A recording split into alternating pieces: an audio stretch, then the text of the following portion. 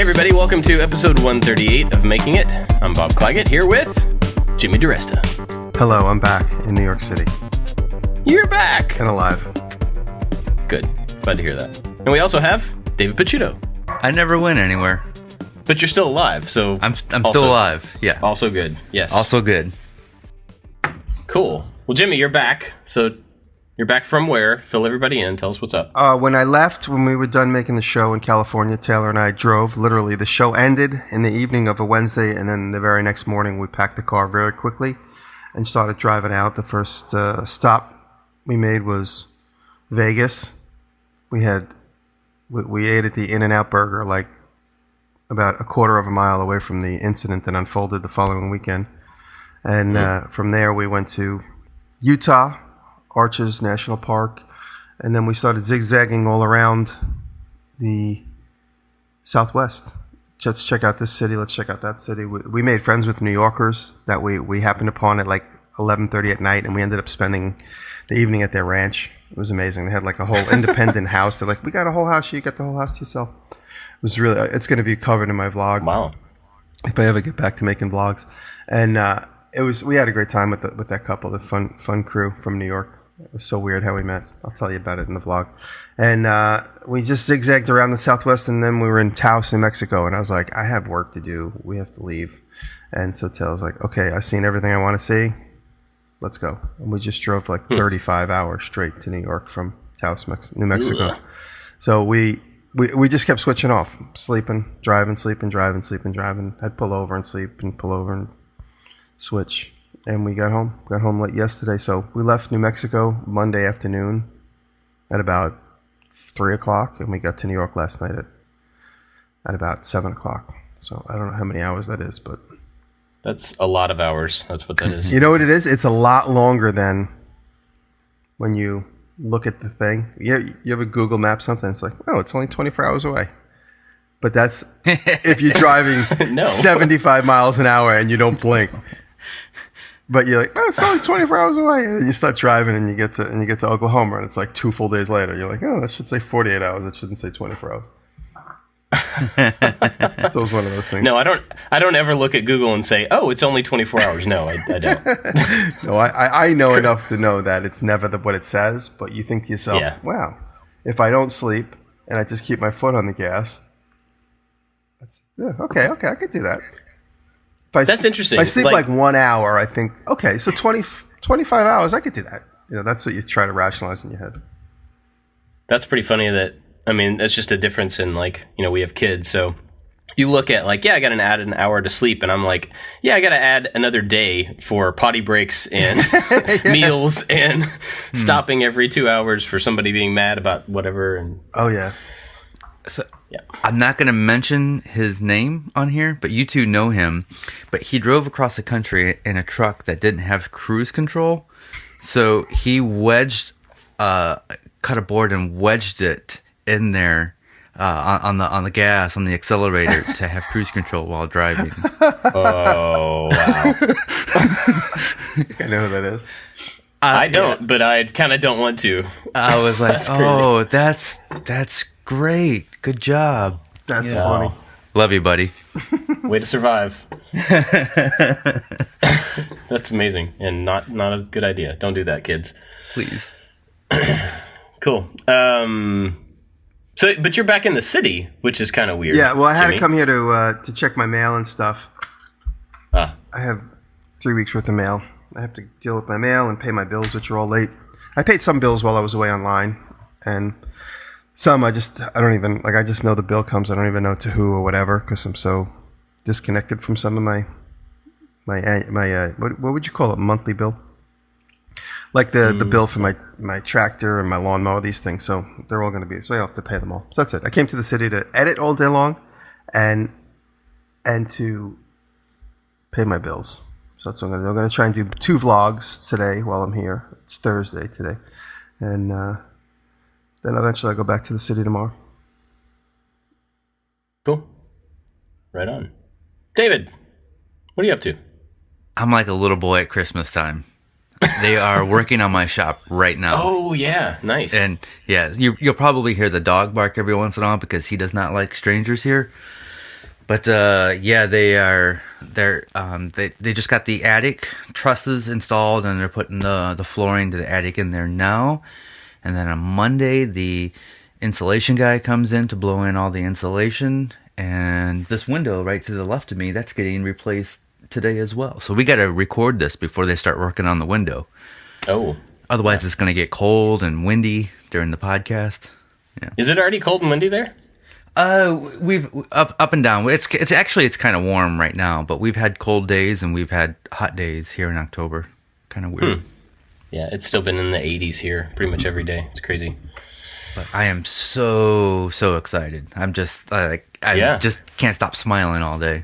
Are you keeping yourself out of there while they're working, or are you like the guy that goes in there every 5 minutes and goes, "Hey guys, how's it going?" I have the same song. I like to let people do their job, so I go in just about twice a day just to kind of see where we're at because I'm excited. But I don't like to be the guy that hovers over people. Yeah. I like to let them do their job, and I don't want to make them uncomfortable and all that. It would have been funny if you said, "I only go in like twice an hour." Yeah, that's it.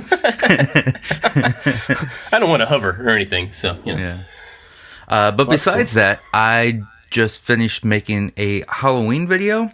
I took we have a light post in our front yard, and I made a scary ghost that hangs over the post. So when you turn on that light, the light shines through the eyes, and it's the video's done. I'm waiting for the sponsor to approve it, so it might go up today, it might go up tomorrow. Nice, that's cool. Now I know you don't. In the past, I've heard you say that you don't like to dress up for Halloween. Yes. Do you not like Halloween, or you just don't like to dress up? I just don't like dressing up. Gotcha. Most of the time, I just don't feel comfortable dressing up. Yeah. I feel goofy. I don't know. But I like Halloween. I like the movies. I like chocolates, candies. Yeah, I don't have any problem with Halloween. Gotcha. Yeah, that makes sense. I mean, I'm kind of the same way in that, like, I don't really like to dress up. And my wife loves dressing up in silly costumes for any day of the week. Like, it doesn't even have to be Halloween. She just likes to do that.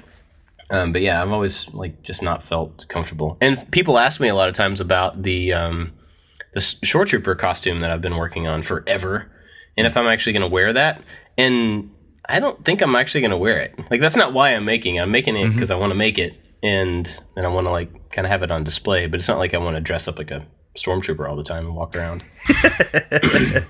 Although going to Lowe's and Home Depot in a stormtrooper costume would be pretty funny, but I probably won't do that. That's fine. Yeah. But I've actually been working on a Halloween video as well. Kind of a partial costume build. I just hadn't done any costuming prop stuff in a while and figured I should just do it. Halloween's a good excuse to, like, you know, play with those skills again. So a couple days ago, I did a quick little, it's like a, well, I don't really want to give it away. Anyway, it's a little partial costume thing. It'll be out in a couple of weeks. But for this week, actually today, after we record this, I'm going to put out a video about a miter station. And there's been so many different miter station videos. Everybody's built one. Everybody has a different way of doing it, but I needed to make one. So I was like, well, might as well make a video. And turns out it was, I tried to boil it down and to make it like as simple to build as possible, because I had like a day basically to do it. So I tried to figure out the simplest way to make it, but still make it functional and make it usable, you know, and not just like a table with a miter saw on top of it. And so I think I came up with a pretty quick and easy way to do it. And it's got some sliding, you know, stop blocks on each side of the fences and dust collection ports in the back and like a shroud on the front, and super basic, but I think it's pretty functional. So that'll be out today, which is cool. Nice. And still kind of, that was like the last big, well, not the last, but one of the last big fixtures in the shop to get my shop fully functional, I think. Dust collection is another big thing that I still have yet to do. But of course, like I always do, I'm going to overcomplicate that, so that's going to take a little bit of extra time. But, you know, the miter saw table was like the last big table thing that I needed, you know, like tool that needed a place to live. So that's pretty cool to now walk in there and look around and there's like empty space. Everything is up and running, functional. I can use any tool that I need to at any time. Josh Price has still been hanging out in town last couple weeks, and he's been working in the shop with me, and it's really cool. Like I said the other day, because I have one little section that is all my metalworking stuff's going to be, and I hadn't had time to like organize it or get it set up. And so I was like, hey, can you just go get all of the metalworking stuff usable? Because it was like I'd have to move one thing to pull out the drill press and move the drill press to pull out the welder, and And so I went over there after a couple hours, and there's like a bench with all the tools on top of it, and the metal cutting miter saw is there, and the welding table's pulled out. He mounted a light above it. I mean, it's like a working metalworking section, and it was so cool, and I didn't have anything to do with it. But it's like super gratifying to have all of that stuff in place and ready to use, after having been in transition for so long. I mean, you guys know exactly what that's like, but so now I've got to get back to actually making consistent projects. What? Actually got to do work now. I'm still kind of like, not that I want to get into another therapy session like we did a few weeks ago, but I'm still kind of like struggling with the consistent making stuff. Like I get caught up in, I don't have enough time to make the thing that I want to make to have a video out in the next week. And so I'm kind of go back and forth with that. Like, should I let myself off the hook with the schedule, or should I try to push through and just get done what I can get done? And there's sponsors involved that have dates that they have to, like when you work with a sponsor, you have to work with their dates and stuff, and kind of going back and forth. If you want the answer to that, read the comments under my last video, the bandsaw box. What, oh, really? What do they say? Oh, I'm getting skewered. A lot of people. I mean, I don't know why, but that video is performed better than many of my recent videos. But a lot of people are just like, this is the worst thing you've ever done. Why did you even post this? And I knew I was going to get that, because it's when you make a bandsaw box, especially when you prepare a block like I did with all the different pieces, you only have one attempt to cut it, and then when you get into it, you're like, oh, this blade is no good. I'm not going to get the cut I want, but now I can't do anything. I can't get another blade because this one is where it's at. I'm in the middle of the cut. So I just followed through. That's why those cuts weren't quality cuts, and that's why I was kind of down on myself for that. But I just went through and finished it anyway. And I said, this is basically a space holder. I'll probably redo that video and put it up and compare it to that one, to a new one. But it was a matter of just putting up some new content in the month I was gone, something new. And I made it, so I might as well have put it up.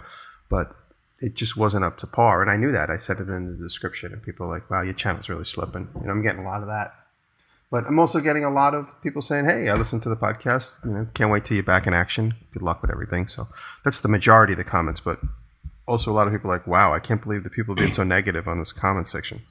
But I left it up. So if you want some inspiration, go look at that. Yeah, I mean, I'm kind of... Well, obviously, I'm in a different situation. You've been like forced out of your shop for a long amount of time, and that changes why you couldn't do a lot of stuff. Whereas, I now have, I just said it, I have a fully functional shop, and so I should be able to make anything I want at this point. But I'm still looking down the barrel of that schedule, and thinking like, well, what can I do in 2 days so that I can get it to my editor, so it can be edited, so I can get it back and I can voice over it and get it done for next week, because I'm just not ahead yet. And and I look at things like, okay, here's an example. I'm looking at my project list. I don't know why I'm telling you all of this. I don't expect you to say anything or do anything, but therapy session. Yeah, it's about you talking it out. Yeah. So like a silverware tray, it's one of those things that like that's not interesting to watch, right? But I need a silverware tray, because every time I've ever lived in a house, the drawer that we put our silverware in, the tray that you put the individual pieces in, never fits the drawer, ever. Like they don't make them the same size as drawers. And so that would be something I could make as a project. But that's not an interesting video. What do you guys do in that situation where you have a thing, you need to do it? There's probably some little technique in there that you could throw in that would make it useful, but that doesn't mean that from like a thumbnail name perspective, people are going to be interested in looking at it in the first place. What do you do?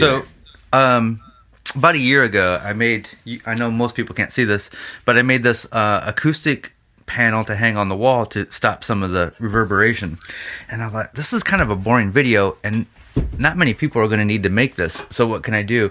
So while making it, I just kind of told the story of how I got to where I was. I used the opportunity to say, oh, I went to college for this, and then this was my job, and then this was my next job, and then somehow I ended up here. And I just used it to tell a completely unrelated story during the video. That's a great idea.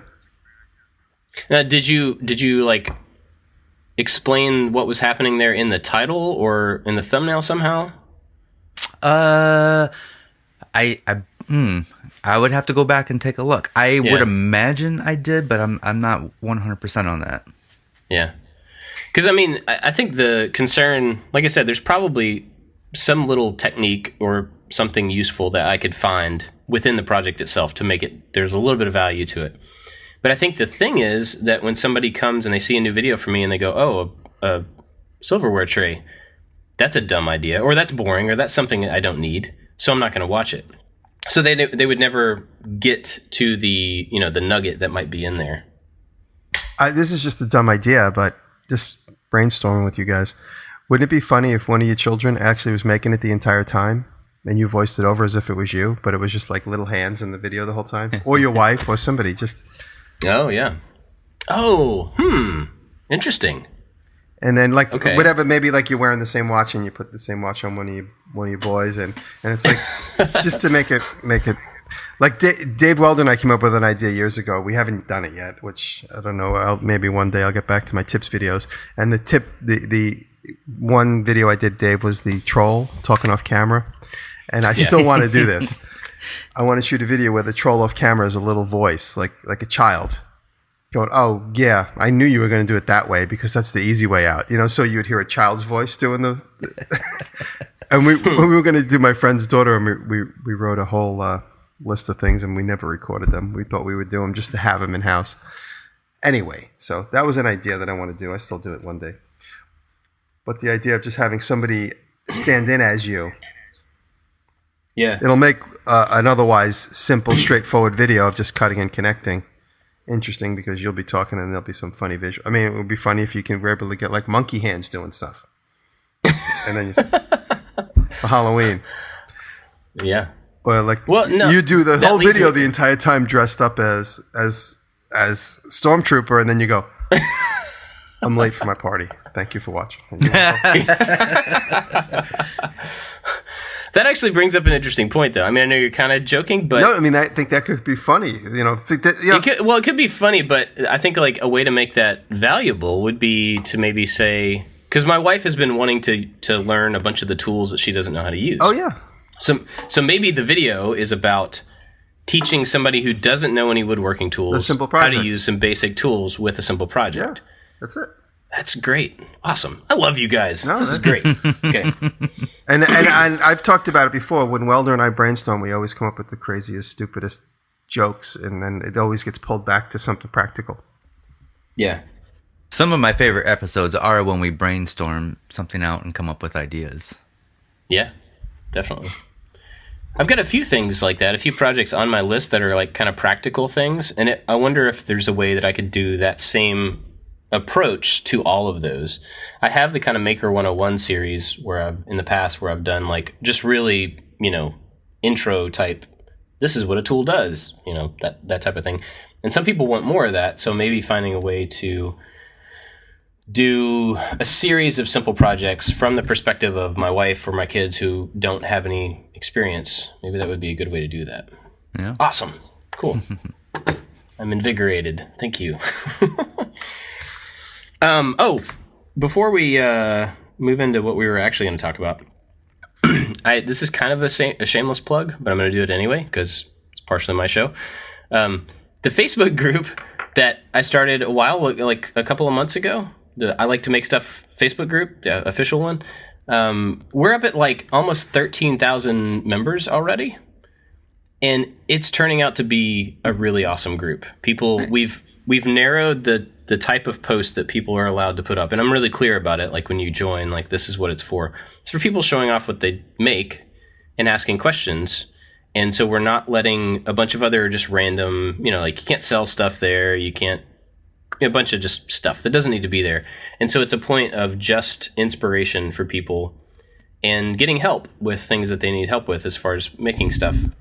And having that kind of narrowed focus has made all of the posts there like really awesome and helpful. And it's growing very quickly, several hundred people a day at least. And so anyway, I'm just really happy about it. And if you're looking for a place, anybody listening is looking for a place to get some inspiration and kind of share their techniques and stuff, it's turning out to be an awesome place for that. It's amazing. I'm totally impressed with how many people are coming and hanging out there.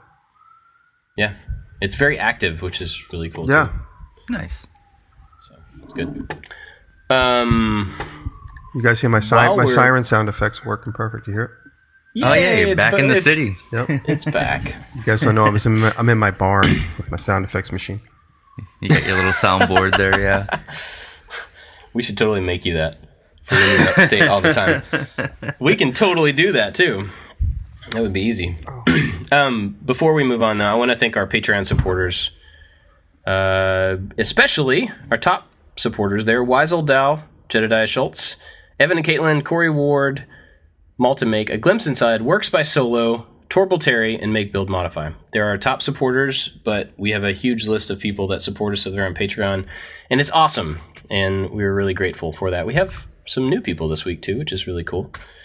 And everybody who supports us over there at any level gets to listen to us talk even longer after the episode. We do a little after show that's Patreon exclusive, and I don't know that... Is it any different? Well, Jimmy doesn't wear pants. Oh, yeah, there's that. There's that. It makes it really weird and awkward for us. Today I'm good, actually. Anyway, we and do you that, think I'm joking. I am not. Jimmy didn't wear pants last time. Because I kept getting up at 6 in the morning. Last week he's like, yeah, I got to go. Okay, I'm going to turn off the camera because I don't have any pants on. I'm like, oh, well, all right. But if you want to hear that or you just want to help out the show, go to patreon.com/makingit and help us out over there. That'd be awesome. Thank you. Yes. What are we going to talk about? What are we really going to talk about? We are really going to talk about is if we, knowing what you know now, this comes from Reddit user Jack Creek Road, I believe. Knowing what you know now, if you were back in the position where your channel was small and you didn't have much in the way of funding, how would you personally prioritize your purchases that would aim for video quality, sound quality, video editing? And he goes on. I think we can make it about video stuff, but we can also make it about general making stuff too. And I spent a lot of money on cameras and stuff back in the day for two reasons. One, I'm a camera nerd, so I just like buying and having cool camera tech. But I bought some things that I didn't end up using. Like I didn't need a set of lenses because I found that I don't change the lens on my camera when I'm shooting very often. And I find that I don't like taking the time. I don't like exposing the sensor to dust. And I'm going to start off with that. I think I bought too much recording equipment. And I wish I just would have kind of just settled on something. And I wish I would have spent more money on audio and lighting than on actual camera equipment. Yeah, Bob I was going to say that. Yes. Yeah. I was going to say that about audio. One of the things that when I watch other people's videos, just when I come across a random person making videos, one of the things that always sticks out to me, if it's bad, is audio. Like, every modern smartphone has a really good camera on it. I'm not saying it's the best camera in the world, but it's a good camera. So even if you used your phone, pretty much any phone, to shoot your video, it's going to be decent. But phones don't have great microphones. So if that's what you're using for your audio, it's probably not going to sound great. A lot of people will do voiceovers and stuff with like the Apple earbud microphone, and I can always tell when somebody's using that because it sounds the same and it sounds bad. And I'm sorry if that's what you use, but it doesn't sound good. And that's when I'm watching a video, that's a thing that sticks out to me. So even like a USB, what's the one that we bought? The Snowball? Yeah. Yeah, the one Jimmy's using right now. He's using a Snowball. That's like what? Maybe $40? Yeah. Maybe more than that. I don't know, but it's not a very expensive. Are you using a bottle as a mic stand? Yes. Looks like it. Yes, sir. I'm sorry. Yes. No, that's okay. Trying to get it to hum. Okay, it's an old milk bottle. The mouth is so big I can't get it to go. So I guess that's another plus to having this ball microphone. I've been using put it on top of a bottle when we shoot up because I don't remember when I first got it. The stand broke like the day after I bought it. It broke almost in shipping and had like a little fold out set of legs. And then I put it on a big chunk of steel. So I just took the post and put it on a chunk of steel. So it's like an old timey microphone with a heavy bottom. But then I'm going up and back from upstate. And so I just always leave the base here because it's too heavy to carry in my bag because it weighs like 4 pounds. And Taylor was here before I was here last. And I don't know where she put it. She cleaned up. And so even when I'm upstate, I usually put this on top. We have these tall coffee cups. So it's usually on the tall coffee cup that's white. So you can't see because it turns into one white object. But now I'm here. I put it on this antique milk bottle. And just so it's right at my mouth height. Well, anyway, that's a clever way you can use that microphone. But that microphone, being a relatively cheap USB mic, sounds just like Jimmy sounds right now. Yep. And I think that is a worthwhile investment if you're going to be making videos, just to have not a high-end mic, but a decent microphone. I think makes a really big difference. Same for podcasts, right? If you're going to make a podcast and you're going to use a bad microphone, it's going to be hard for people to listen. Well, you know, it's funny. I listened to some of the podcasts from, and I don't want to call anybody out, but you could tell when the crew does not have the same microphone. There's always one or two guys that always sound like they're calling in over the phone. And you guys were smart enough to tell me let's all be on the same exact microphone. And we use a couple of different techniques. Like we each record in our own space, and then sometimes I Dropbox the file to you guys. And it's a tough week. Sometimes. It was a tough month. But that makes it consistent. And when you have 3 people, I'm no 4 longer people, using the. Yeah, I'm no longer using that snowball microphone, just because I don't know. I can hear a difference in the sound color when I switched. I have a Rode microphone now that I just think sounds better. You should send me that. You should send me the link to that. Maybe I'll buy one of those because I need a better quality one than this for my own personal voiceovers too. So don't buy the snowball. Snowball's shit. No. I'm only kidding. I don't use the snowball for this. Like right now, I'm using an Audio Technica, which is an XLR, like an actual, not a USB mic. It's an XLR mic. But I have an audio interface that I've had for years and years, and this was the mic that I already had before that. So it's what I used to use for recording vocals and everything. I did buy the snowball for when I travel because I can't take this entire setup with me when I go, on vacation and we still need to record. So I think it's a good mic. I don't think it's a great mic, but it's way better than using the microphone that comes on your earbuds or the microphone that's built into a laptop or something like that. So my opinion for audio. And maybe more important than the mic itself is where you record your audio. So you want to be in a quiet room where there's not like a buzzing refrigerator, as I'm looking at Jimmy's refrigerator. But and Jimmy, your audio does sound perfectly fine today. But when you are in a hotel room and you're recording next to a big cushy bed or a couch and it deadens the reverberation in the room, I can tell a difference. And it just there's a deeperness to it. It's more full, and you kind of want to. There's certain things there's a lot of things you want to avoid, but just don't record in the exact center of the room. Don't record too close to a wall. Just record in a room with some furniture in there, so it's a little bit diffused. And another thing, if you can't control some of those things, another way to do it is to take a big blanket. This is not great all the time, but you can throw a blanket over you and over the microphone and make a little tent and record in there. And that cuts down all sorts of bounce and all sorts of outside sound coming in as well. That's like I've heard people just going into the closet, pushing the clothes to the side and recording right there in their closet. Yeah. Too. Yep, for sure. I think the audio stuff is probably... I was thinking about this ahead of time. That's probably my biggest regret is not paying more attention to that at the very beginning. And I think my audio has been okay, but that's, like I said earlier, that's the thing that really sticks out. Do you want to stick on the audio for one more second here? Sure. Because we were talking about mics for doing voiceovers and stuff, and I want to talk a little bit about mics on camera and in the shop. Oh, and a lot of times cameras have a decent mic, which is okay for recording like machine sounds and stuff. And if you actually want to talk to the camera, you might want to throw on something else besides the tiny little mic hole that's built into the camera. I use a little lav mic that's taped in the inside of my shirt, and you don't see it. And I started off with an AT mic, but it would get interference from telephones and microwaves and stuff.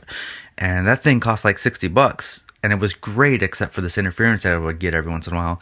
And then I ended up spending like $500 on this Sony lav system, which works flawless every single time. And it's one of those things that's crazy expensive. And mics is just not a cool thing to buy, but the money was well worth it for me. Yeah. So I've kind of gone back and forth on that thing. I started out with the shotgun mic mounted to the camera. And so that's, directional. It's going to record directly where it's pointed. I did that for a long time. And the only bad thing that I think about shotgun mics is, well, one, the good thing is that it gets everything in front of it. The bad thing is that it gets everything in front of it. So depending on, what you're trying to get, if you are just trying to get you talking to it, that's fine. But if there's background noise that's literally behind you in your background, it's going to pick that up as well. Whereas like a lav, like you're talking about, lav, however you say it, is going to be a little bit more like up close, right to the person who's talking to it because it's mounted to your chest. I personally had a lot of trouble with the lav mic because I was trying to hide it, and I taped it to my chest, I taped it to my shirt, and no matter what I did, there was always some situation, maybe I moved my arms too much, but I would be moving my arms and I was talking and my shirt would rub against it. And so my audio would be almost unusable. And so I tried a bunch of different things there. I tried to put a windscreen on it. I tried to like tape it in different places. I tried to do these little pin things that pin it to your shirt so it moves with the shirt rather than, it's called a vampire pin something. Anyway, I tried a bunch of those things and I was having so much trouble with it. I ended up just going back to a shotgun. And now I still have to do some treatment on the audio to get rid of like the air conditioner noise because it picks up that hum that's in the background, whereas that wouldn't be picked up by a lav mic. But I don't have to worry about like, was the audio unusable? Like I know it's going to work. I may just have to clean it up a little bit. And for me, that's a bigger thing. So anyway, all that to say, like there's two sides to the audio stuff, and you kind of have to figure out which one of those is going to work for you. Another thing about like the shotgun specifically, and this may apply for the lavs too. I don't really know. The first one I had was it was a Rode video mic. Yeah, it wasn't the Pro. It was just the video mic. And I found that it recorded fine, but it was always a little bit quiet. And it would, when it's quiet and it's trying to make up the difference in volume, it adds noise. You get a bunch of noise in the signal. Floor noise. And yeah, so, that kind of works against you in that, your audio is not going to be great because it's going to have like a bunch of background noise to it. And so later on, when I upgraded that, I spent a little bit more money to get the Video Mic Pro. Now, the difference there is that it has a pad underneath it, and it's a boost. So not a pad. It has a boost of like 20 dB. So that takes the floor of your volume up considerably, so it doesn't have to try to fill in with that stuff that causes noise. And that was one of those things where like an extra $50 made every one of my recordings way clearer because there wasn't that background noise in it. Another way you can kind of do that, and this depends on the camera, is some cameras have an audio boost built into the camera rather than built into the mic. So you can look in your audio settings and see if you can turn that up a little bit. But that's just one of those things. Like I didn't know to look for a mic that had a boost to it because it's a microphone, right? But it turned out to be an issue, and I ended up having to replace it later and spend a little bit more money. It was totally worthwhile spending the more money, is my point. So if you're going to invest in a mic, make sure that you're getting one that at least is going to, give you a good quality signal. It's not going to be too low powered. It's not going to be picking up everything in the entire room just where you want it to be. There's a bunch of options there. But You got anything else for audio? That's all I have for audio. I just sent a funny screen grab of all of us so you could see our microphones while we talk. Mine's on the bottom, and you guys have like professional microphones. But as far as my personal microphone stuff goes, in the beginning, I spent so much time making those TV pitches before I got on YouTube, so I was all about getting good gear and good lighting. And then when it got down to the moment where I realized I was going to make my own videos over and over and over again when I started my YouTube channel, I said, all that gear just slowed me down. So I stripped it all down and I just went with a flip camera. You guys remember the flip camera? So the first 70 or so videos I made, 50 or 70 videos were made with a flip camera that had no depth of field, horrible audio, but I didn't care about audio because I wasn't talking into the microphone. I was just picking up the shop sounds that would get sped up so the pitches would change and everything. And then after the flip camera, I went to this Canon Vixia X, which is a little flat vlog camera which flips up, and the audio on that camera was much better, and the quality was better, not tremendously better, but definitely better. And so I used that for a while. Then I was playing around one day in a video store, and I bought the little Canon Vixia flip out ones, just the little tiny ones that a lot of guys use, and I used those for a while. But then one thing I realized my videos were lacking was selective focus, and so that's why, Bob, I think we were on the show together, and you're like, I'll sell you my set. And I bought your Nikon D7100. That was David. David, yeah. I bought the D7100 from you. And I still use that camera. That's still the camera I use. It's been over 2 years. And I bought another one just to have a backup. So I went on eBay. I bought the same exact one, new from some camera shop with like a package. So for under $1,000, I got the same camera. But then I started vlogging, and then it was obvious I needed a quality microphone. And so that one Canon Vixia had a really good mic, so I would talk directly at it when I was doing my voiceovers or my in-betweens. And the audio was really good. And then I picked up, a friend owed me money, and he goes, do you want money or do you want me to buy you something? Because he knows I hate shopping. So as a joke, he's like, do you want me to buy you something? So I said, oh yeah, buy me a new camera. So he ended up buying me this G7X, which is about a $900 camera. Canon G7X, the one that I made my leather case for. And so this now is my microphone, so to speak. So when I do my thing, it also is the one that never focuses on me. It's a kind of the consistent joke. It always focuses on the background while I'm talking to it. But so that's my vlog camera that I use just to have on me when I'm just shooting stuff out and about. But more importantly, I use it for my in-betweens because the audio on it is so good. I probably need to upgrade eventually, but I still haven't broken off and gotten that Rhodes mic that so many people have on top of their camera. My fear is, and you see it once in a long while on Casey's videos, where he shoots a whole thing and it didn't record the audio because that mic is plugged in, so it supersedes the camera mic, and something is defective. And then you shoot this whole thing, and then you Sorry, go ahead. Honestly, because it's happened with Welder and I a couple times. Welder always has that, and Welder's Rode mic looks like he put it on the ground and stomped on it, then taped it back together and put it on his camera. That's my point. Yeah. Don't judge technology by Casey Neistat, because, yeah, my computer won't work if I run over it with 20 skateboards and throw it off a building because I'm trying to make a cool video, you know? Right.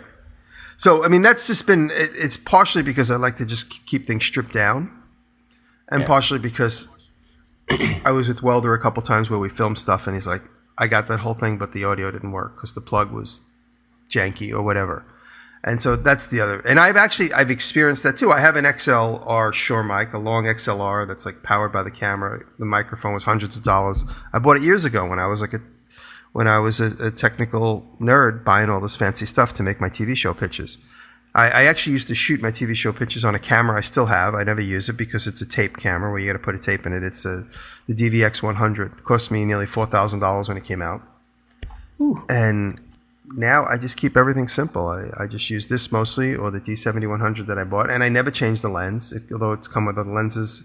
And I always just keep the same lens on because for the same reason, I don't want to open it up when there's a cloud of dust in the room, or walk upstairs and change it where it's not going to be dusty.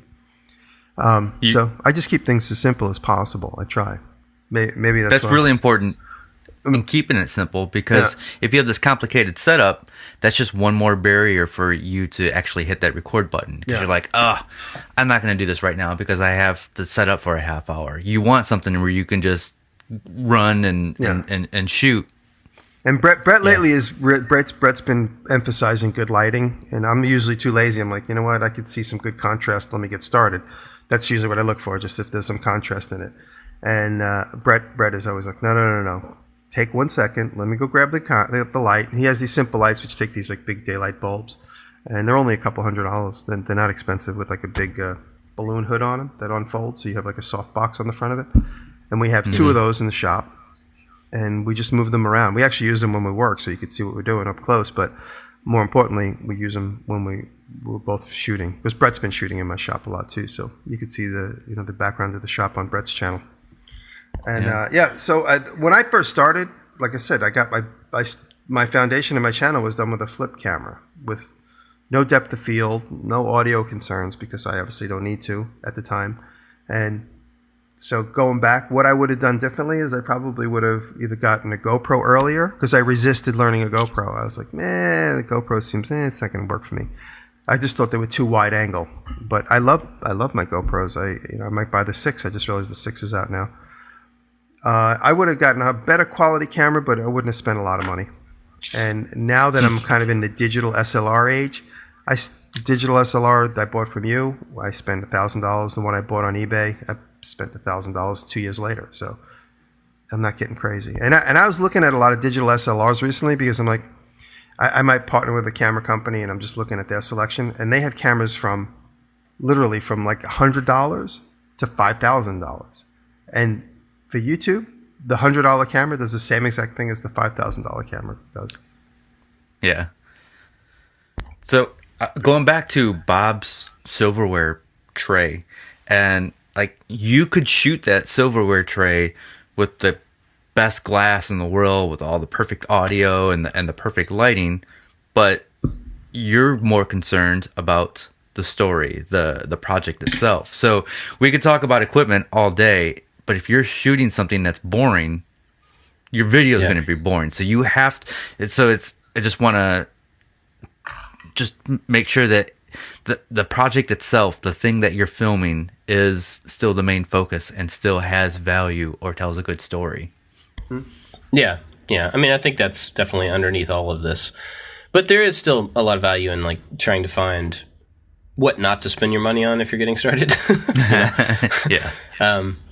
So a couple things. One, to your Rode mic comment, I don't disagree that there's probably instances where, they've failed to record audio. I've never had that happen, and I've been using Rode shotgun mics since I started. It was the first mic that I bought. So I'm not saying that doesn't happen, but I also am not like, I don't beat up the camera. I don't beat up the plugs. And I think that's where they fail, is like when people are rough with, or if you plug them and unplug them a lot, that probably wears on the cable. Yeah. And there's things like that. So don't, I don't want to like count those out for people as an option just because there have been failures, because I've never had those failures, and it is a good mic. So many people use it. I just haven't pulled the trigger and gotten it, and I will get one. Yeah. So many people have it. Take that for what it's worth. And another thing about the GoPro, it was interesting. You said that it like looked really wide angle. A lot of times people don't realize that you can actually change the field of view of a GoPro. The default is the super wide GoPro look, and everybody knows what that look is. But in the settings, you can actually narrow that field and get a more traditional looking image if that's what you want. And so, like, if you want to buy a GoPro as your core camera, but you don't want to have that extreme sports look to it, you can actually get around that just by changing a setting. Mm-hmm. And then you mentioned lighting. Let's talk about what we use for lighting. Jimmy kind of talked about what he uses. My core lighting is now my ceiling light, and we've talked about those before, the LED panels that David and I both have. But I think another really good option, well, two things. One, I think it's super important if you want to get a good-looking image, consistent image from shot to shot, is to have the same color temperature lights in every shot.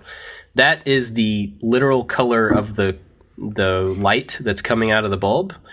And even if this is not something you're familiar with, you'll know it. You see some lights that are more yellow, some that are more white, some that are more blue. That's the color temperature, and that's what I'm talking about. So if you have one light over here that's more of a yellow one. I was going to say, use me as an example. My videos are always inconsistent. Oh, okay. Well, there you go. But if you have one over here that's yellow and one over here that's more blue, when you cut between those two images, you can see the difference, right? So one thing I did very early on was just to buy all the same temperature bulbs. And they're not fancy bulbs. They're just LED bulbs that you can get at, the big box store or whatever. But on it, they'll say a color temperature, and that's like a number like 3200 Kelvin or 5000 K or 6000 K or whatever. It doesn't matter what the number is. Just get them all the same. That makes a huge difference. And then depending on which look you want to go for, you get the right, consistent number to get that look. Some people want it to look more like daylight. So you go in one direction. Some people want it to look differently, go the other direction. But either way, be consistent. And if you don't want to buy big expensive lights to move around, or you don't want to mount permanent lights, the little clamp lights, like a utility light that you get at any store ever, $6 or $7. It's just a light, with a metal clamp on the end, really cheap. Put an LED bulb in there, or whatever bulb you want, and then you can move that around to your workpiece and make sure that you have a consistent color and a consistent amount of light on whatever it is you're shooting. And that's a super cheap way to have, reasonably good lighting. Thoughts on lighting? Either of you? Yeah. One of the tricks that I did in my basement shop is I tried to have even lighting throughout the entire shot, and I put my camera on manual. And what that meant was every time I brought the footage into my software, everything was at the same exposure, no matter where I was in the shop. So I worked really hard to make sure everything was even back in this corner or at this tool.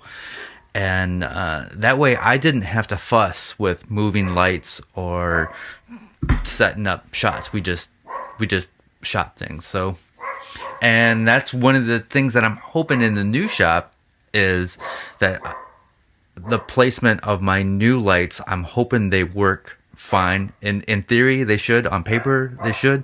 And I don't want to have the burden of moving lights around and setting up audio equipment. I just want to shoot. When the moment hits me, I just want to shoot. And there are people looking in my window right now, which is really weird because they're getting ready to replace it. Oh, do we need to cut it off? I think we're fine for right now. Okay. It was almost funny because the dog kept barking and you kept looking. I'm like, I wonder if Dave understands what his dog is saying. Get these strangers out of here. Yeah. I don't know. You guys have anything else on this topic? I mean, one of the other things on this list was like set backdrop quality. I think stuff like that, that's a down the road kind of... It's a personal preference. Yeah, it's personal preference, and you kind of have to decide whether the backdrop that you're shooting against is part of the shot or if it's in the way of the shot. Yeah. You know what I mean? Yeah. Sometimes it can be so cluttered that it actually distracts from what you're trying to show. Talking about me? Whereas... yeah, no. But I was going to say, actually, or if you're like Jimmy, it sets like a tone, it sets it's a backdrop that's not distracting, but it sets the kind of feeling for the shop and like the situation. I think that works really well in Jimmy's videos. In fact, thank you. I'm glad you like that because I do too. But that's been the biggest reason why Taylor hasn't shot in my shop because she hates that look. I mean, we literally have had fights about it because she'll clean up a section of the shop and it slowly starts to creep back in. And she's like, "This is where I wanted to shoot my first video." And I'm like, "I'm sorry, I had to put a pile of plywood there." But so that's a personal preference, and now that we have more room, is why she got off with a good start, but now she hasn't been making videos, but she'll get back into it. But that's what been her look, is to be clean in the background, where me, I like more clutter. So yeah, but I don't think that's something that you should let get in your way of starting to shoot, because I think that's something you can, even if you can't change that, it's something you can affect how the camera picks it up with lighting or focus. So if I'm... Or composition. Or composition, yeah, that's true. If there's a big pile of stuff in the background, but I'm shooting stuff on a table, I can either put the light on what I'm shooting and try to shadow the background. That's one way to do it. You can, use composition to move the camera in a way that just to get that stuff out of the shot. If you have a lens that you can change the depth of field on, you can do it so that what you're shooting is in focus and what is in the background is blurry. That helps push it, visually out of the way. So there's some ways around that. Don't let that get in the way of you shooting something. Another old trick is to vignette post in your video, and that helps draw the focus more towards the middle. Just be careful of overdoing that. I see people vignetting some of their videos, and I'm like, it's obvious, but that's one way to do it in post. Well, crop. You can always crop too. Yeah. Yeah. I crop a lot. That's another thing. I think we've talked about this maybe in the past. If you crop shots, like if you shoot at 1080 or whatever you shoot at, and that's what you're going to upload in, you have some ability to scale and to crop things without losing image quality. But I think one of the advantages of just shooting in 4K, and a lot of phones will shoot in 4K, so I'm not saying you have to buy a fancy camera to do this, but if you shoot in higher resolution than you're going to upload, that gives you room to scale the image, to crop out things that you don't actually want on screen, and not lose image quality. So a 4K image is 4 times HD. It's 4 HD screens in one shot. So theoretically, you could zoom in to a quarter of the screen without losing any resolution if you're uploading. So it's kind of a pain to shoot in a higher resolution. Your files are bigger. It takes longer to, pull in the files, all that stuff. But if that's a thing that you're going to have to do to get the shot that you want, you might want to look at that. What if you have the problem, and just maybe if you guys have a solution, you shoot some stuff in 4K, some stuff in 1080. Can you mix that in the timeline?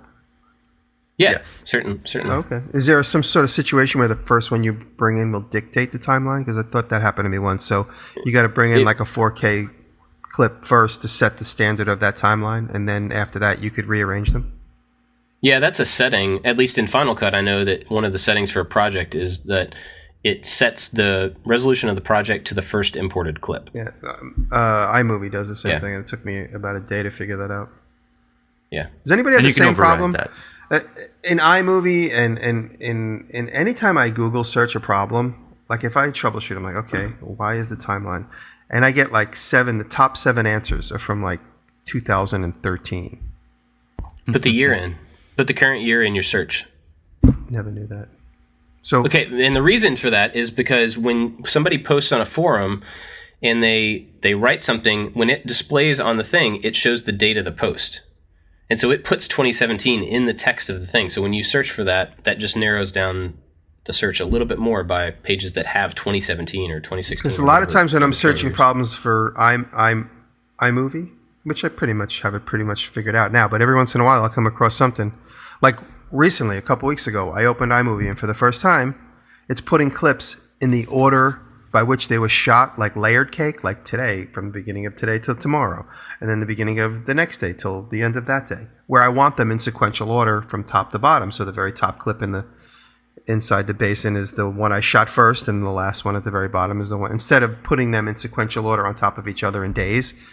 And I didn't know how to get out of that. There was no way. I Googled it. Nobody knew anything. And Brett looked at it in 2 seconds. Brett goes, side click on it, double click on the empty space, and then it gave me a choice. It bring up a menu, which I never knew was there, and it said, how do you want the clips to be sorted? So that menu is nowhere unless you right click on the program somewhere.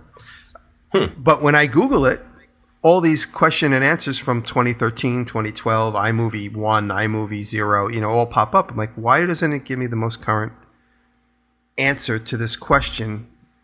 But now you just answered that. If I ask the question, then put 2017 in. I'll try that. Do it. All right. You guys got anything else? I have a couple more things in my notes I'll just quickly go over. I wish I would have talked to the camera more at the beginning instead of just showing the project, because I think people connect to the person as well as to the project. So if you're looking for long-time subscribers, they're going to watch your videos because of you. People watch Bob, people watch Jimmy because they like Bob and Jimmy. So I wish I would have talked to the camera more at the beginning to show off my personality. But you on the other hand, you always did. I've always known you as the guy sitting on the wooden wall from the very beginning, and you'd crack a beer and you'd talk. Well, yes, in the weekly wrap ups, I would definitely do that. When I was shooting that, my project videos were more just kind of my hands on the project with a voiceover, Right. and then me talking at the end, wrapping it up. And I I think talking at the beginning, talking during, seeing my face, I think some people connect. Some people actually don't like me, and that could turn some people off. But I think for the most part, ask 10 friends if they like you, and then they make a decision based on it. The people that come back every single week are ones that like who I am. So, yes, I totally agree with you, and that's something I've been trying to increase more. I went the wrong direction with it as I was trying to build it in, and I figured something out. And this is one of the things I wrote down that I go to every week, and I'm a little hesitant to give it away because it's going to make other people's videos better. But that's why we're here. So I love it. When you talk to the camera, don't say what you're going to do. That's for voiceover or for whatever. Say why you're going to do it. So the only time for me, the reason my rule now is if I'm talking to the camera, I'm explaining why. If I'm going to say what I'm going to do, it should be while it's happening visually. Because I think we all have a tendency to get in front of the camera and be like, all right, here's what I'm going to do today. I'm going to do this, and then I'm going to do this, I'm going to do this. And then you show yourself doing that, and then you have to figure out what to say or how to explain the thing that you already said you were going to do while you're showing it.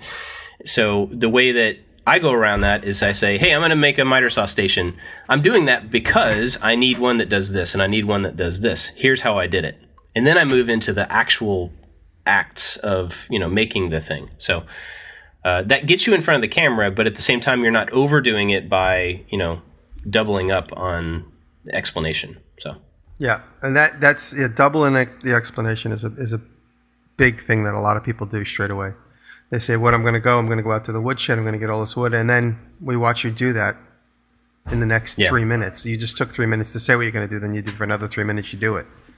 And so that's why when you watch my vlogs, it takes me a few minutes I'm not good at freestyling and keeping one consistent take, so I find my voice while I'm talking through my vlogs. That's why when you see my vlogs, I usually jump in mid-sentence and get out mid-sentence because I'm being repetitive or I'm saying superfluous information that's not necessary. And I'll chop up. I'll talk, and then I'll realize I don't need this whole section. I'll just cut it out and drop it out completely. So don't be afraid to jump cut your explanations. People think jump cutting is bad. I remember sitting with somebody beside me when I was editing, and like, you have to go retake that whole thing now. And now you know what you want to say, but you got to go redo it. I said, I'm not going to redo it. They're like, yeah, but there's a little bump in it. I was like, who cares? It doesn't matter at all. I mean, that's been my whole channel that way, so it doesn't matter to me. Yeah, I mean, you can use jump cuts as your style. Like, that's what I did. Yeah. And I got that from Wheezy Waiter. He does comedy stuff, and he turned the really hard, fast jump cut into the way that his videos work. That just became the style. Whether he needed to or not, I don't know. But I adopted that, and then it became a really good way for me to do exactly what you're saying. I did it because Phil DeFranco does it. Phil DeFranco does it, and I love the rhythm of when you listen to him talk. Because he just keeps it moving. There's it's almost like he's on fast forward, but it's the way he edited his thing. He might speed it up a little bit. Do you think he speeds it up? I don't think so. I think it's just cut really fast. Yeah. There's no break. None. Yeah. And be careful with that. You do want. We're trying to teach people or show or inspire, and sometimes you need a little bit of room for them to digest what they're taking in. Yeah. Yeah. And also somebody. Go ahead, Bob. Go ahead. Well, I was going to say my dad told me recently, I was on the phone, I was leaving a message for somebody, and they wanted my phone number, and so I just rambled off my phone number as quickly as I could possibly think it, right? You say that, and you do it really quickly, and he was like, when you leave people your phone number, you should act like you're writing it down while you're saying it, because that's what they have to do. And if you do it too fast, then they can absorb it. And so it's the same kind of thing. Like, you want to also look at the video that you're making from the perspective of somebody who's trying to absorb, make sure that it's not too fast for them, which I know I'm guilty of. I mean, I do everything fast in videos. Go ahead. Oh, I was going to say, especially when you edit comedy, I edit comedy a lot. And if you don't give somebody room to absorb the joke, or even if you're just making a comedy or a comment, that's important. If you cut hard right after it, people almost don't even know what you said. They don't even care or listen. But if you give it a couple of beats, maybe 1 second or 15 frames of airspace, then And then it goes right into the next thing, and then you're like, wait, I want to think about that. And then you might pause the video and Google it or whatever it is. Yeah. It makes the difference between something being recognized and completely glossed over, or being laughed at, or completely misunderstood. Yeah. In my videos, I try to have almost a rhythm where there's a section of talking, then there's an action, talking action. And I think of my videos as a song. There's a verse and a chorus, and a verse and a chorus, and then the big drum solo at the end. So you should literally put a drum solo at the end of your video. That'd be awesome. I'll start. Kelly. Cool. If you don't know, Kelly's a drummer. Yeah. Do we have anything else? Other ideas? No. What was the original question? Just to maybe. That doesn't matter. That doesn't matter. I think next week we should probably try to not talk about video stuff since we did it 2 weeks in a row. But you know what we haven't talked about in a while? Moving. Let's talk about moving again. Yes, let's bring it back. Let's do a month-long series on moving. I think that'd be good. Yeah. Yeah. All right. Well, you guys been watching anything? Listening to anything? Anything new? This I week, forgot that we do this. Hold on. You guys can talk well, you've been on the road. Go ahead. Yeah. This week, I'm just gonna go with listen to some Tom Petty. My losing Tom Petty this week was this one stung. I'm a big fan, and my favorite album is Damn the Torpedoes. I love it. It's just a really good, well written record. So Tom Petty. Cool. Will do. Oh yeah. I know we've talked about him before, but Alex Steele, he came out of the gate like making great videos, and everybody initially was like, "Oh, he's awesome, go watch him." And I watched a couple, and I'm like, "These are fantastic," but they're every single day. I don't have time to watch that. So I watched a couple, and then I didn't watch any for a very long time. And recently, I was like, I should really see what this guy's doing again. And now I don't watch everyone, but I watch way more of his than I watch of anybody else's because he has like a ridiculous amount of energy. He's just fun to watch. Like, even though a lot of the shots are power hammering steel every day, it's still really, really entertaining. And he and I've been talking a little bit over Twitter and stuff, and hopefully we'll do a collab at some point. But regardless of that, they're just really fun to watch. And I'm actually learning a little bit about blacksmithing just from, watching him do it. It's not instructional so much as just exposure, I think. So, yeah, check out Alex Steele. His channel's growing like crazy, and he makes great videos and does them every day. So, that's bananas. But yeah. Maybe we don't talk about him enough because it seems like multiple times a week I'm like, have you seen Alex Steele? Have you seen Alex Steele? Yeah, he's amazing. Yeah. Yes, I have. Yeah. He's amazing. And are we all going to go visit him? We should. We're all going to be over there. Yeah, we're gonna try. All right, Alec, if you're listening, we're going to invade your shop. We'll do a podcast while he's power hammering in the background. Genius.